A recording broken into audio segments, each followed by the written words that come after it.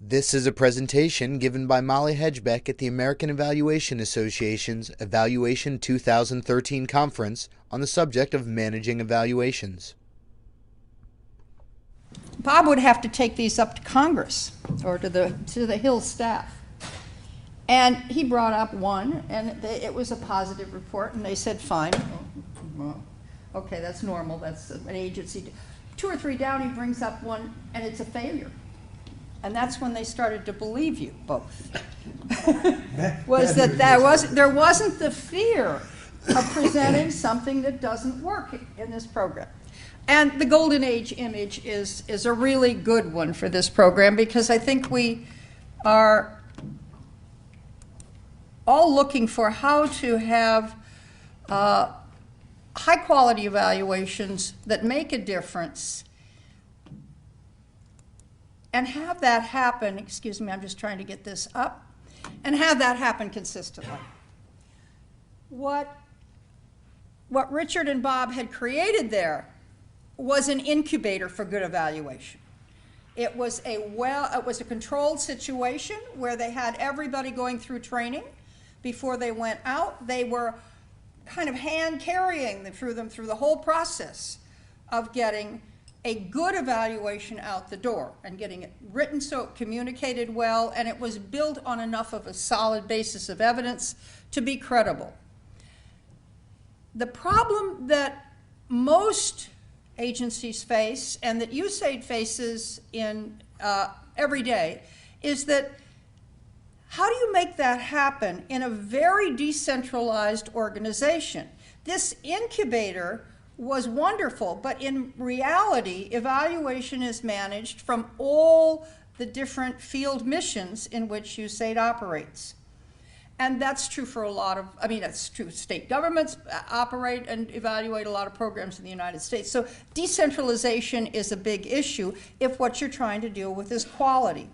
It's also an issue for the companies that do evaluations and do them all over the world for for USAID, which we're talking about today, or for the United Nations, or for the World Bank. And you've got this massive number of evaluations happening, and yet you get uneven quality. I was in Zimbabwe 2 weeks ago, and a very sharp young man from Zimbabwe who was the M&E officer for USAID on health, and he said, I've got a problem.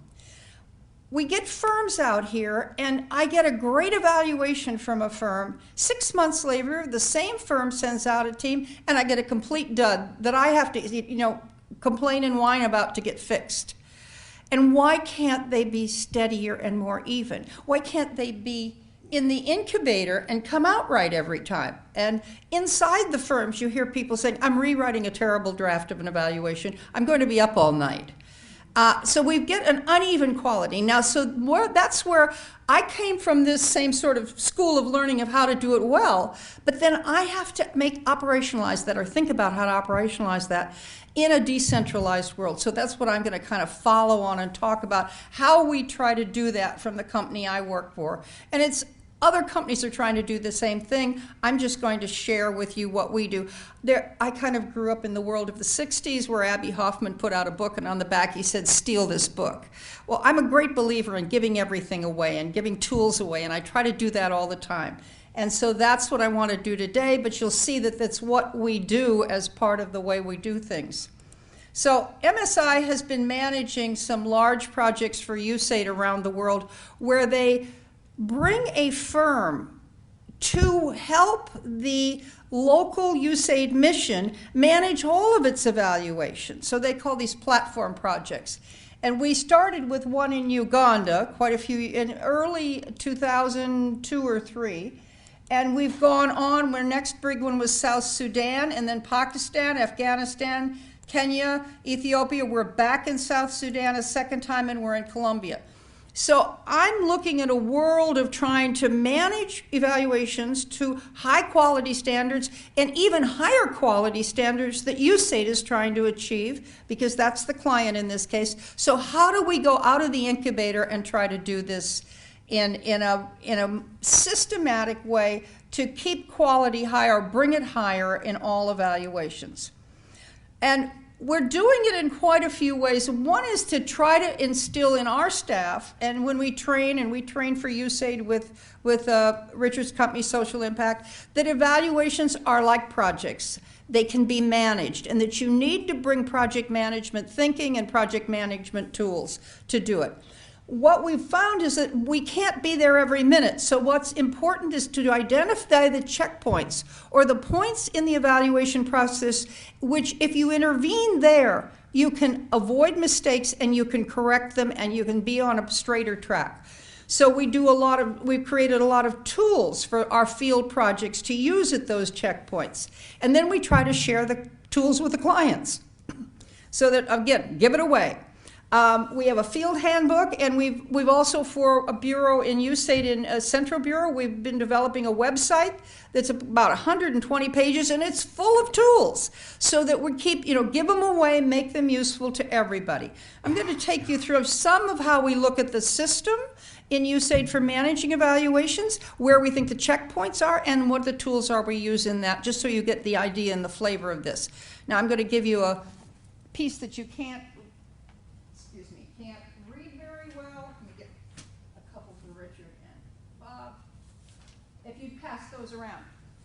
This is something that we did when we first had the Uganda project, because we had to begin to understand what was from a management standpoint, the USAID evaluation process. We've given this away, and it's now taught in the USAID evaluation courses, so that USAID's evaluation managers can begin to think of it as a management process.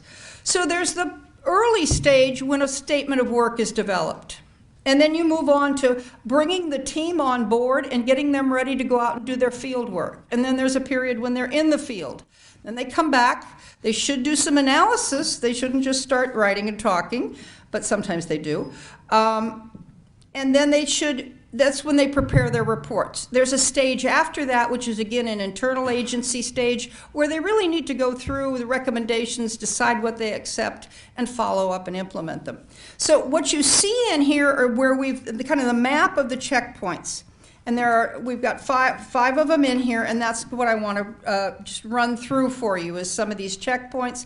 And the kinds of tools that we have found are useful. These are tools that have been used in the field for almost a decade now. And we keep passing them from one project to the next project, so that we will, at this point, we have about 6 projects using our manual and using these kinds of tools. So the first checkpoint is the statement of work. If you get a bad statement of work as a evaluator, you're suffering through that the whole time. But in truth, you don't always get a chance to improve the statement of work. So our approach is, wherever we can, particularly with these field missions, is to help them learn how to do better scopes of work, so that what we get is, in fact, a better product. Things that we see all the time is we see the reasons for doing the evaluation. The management purpose isn't transparent. We try to get it more transparent, to understand how the users are going to use it, because it influences what you as an evaluator will do. The number of questions, the kind of questions, that sometimes is too many, too complicated, and they're not connected to the management purpose. It's wandered off into general interest type things. So what do we use to try to improve this?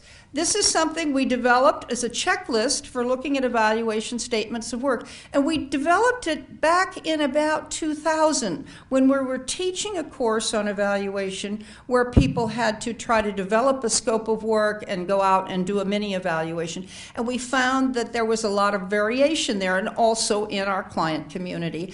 And we found that they needed something to go back through and say, yes, I've hit all the points on a statement of work that I should, and to kind of self-correct, or for someone else to be able to use for correction. So now this was another one. We gave it away in 2010, and Richard's using it over in the evaluation course that Cindy contracts for. The give it away is a good idea with tools, because you want more people to use these kinds of tools. So let's go to the next problem. Now here we are in the field. An evaluation team has landed, and that evaluation team is, in some cases, asked to go straight out and start collecting field data from in the field. The problem is that that team probably didn't write the design. In fact, they may not have read the design. Somebody in Washington, in one of the firms who does a lot of evaluations, they wrote the design for the evaluation. They did all the planning. If there are rough instruments, they did them. A team then was simultaneously recruited, but they don't really get together, and sometimes they just land in the field and it's run out and start to do this evaluation. Well, that is, your result is going to be fairly unprofessional, because people will end up doing the kind of things Bob talked about, which is go just do some interviews. So we need a step in there, or a checkpoint that says we have to stop that process. We have to get the team that really is going to do this either bought into the plan that was written, or give them the time to adjust it and to develop their own instruments and take that through. So that's what we're trying to do at that point. Okay, I'll get there, Bob. So we want the background information, and we want them to go through it. And that tends to be very cursory. People run through the data that has been existing, and they put that sort of in the back of their heads, and maybe the whole team didn't look at it. What we've instituted is a template for the desk review, which is very interesting in its results. Sometimes we get people balking at using it.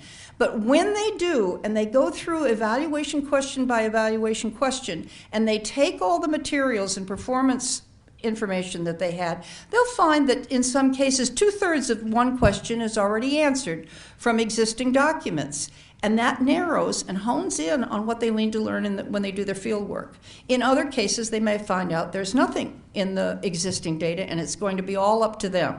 So this is a discipline step. It works in a checklist, and it produces better designs because people know what they already know, which is not the norm. So then on to the next one. A third one is that we still need this design, and we need them doing it. And that is where we have them go again on a question-by-question basis. They tend sometimes to come up with a grandiose design and a bunch of methods, but they aren't tagged to really answering each question. So this is another tool that we developed, again in that course we used to teach, for each question. What kind of an answer are you looking for?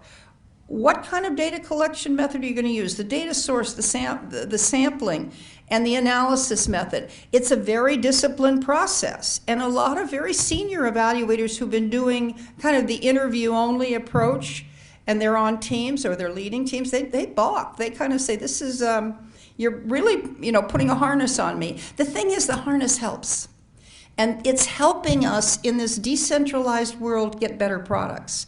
So then teams, we're putting them through an oral review, and they have to, and sometimes USAID staff are there, and they don't get the keys to the Jeep until we've got a design that satisfies everybody that they're going to answer every question. So then afterwards, we ask the same kind of discipline. Before we allow the teams to start writing reports, we don't want this done by Hemingway.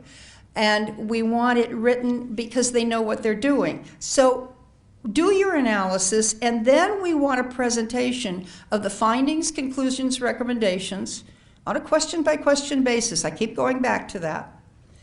And we find out sometimes that a team hasn't really got enough evidence to answer a question. And instead of their having spent all the money writing, we still have some of their LOE, and we will double them back and say, go get the answer to the question before we're going to set you free to start writing. So this is very disciplined. The other thing is it helps a lot to get coherent reports, because once they've written this and make this presentation, they've got almost a perfect outline, a substantive outline to write with.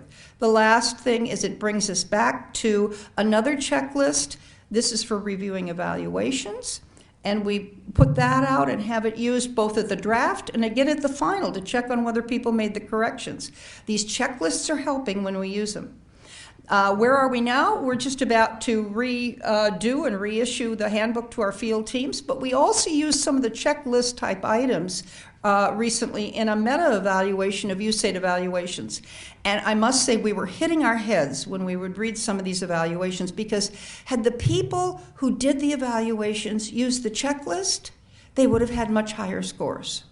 So we put a recommendation to you, say, to internalize this more. Again, give it away. Thank you. Thank you.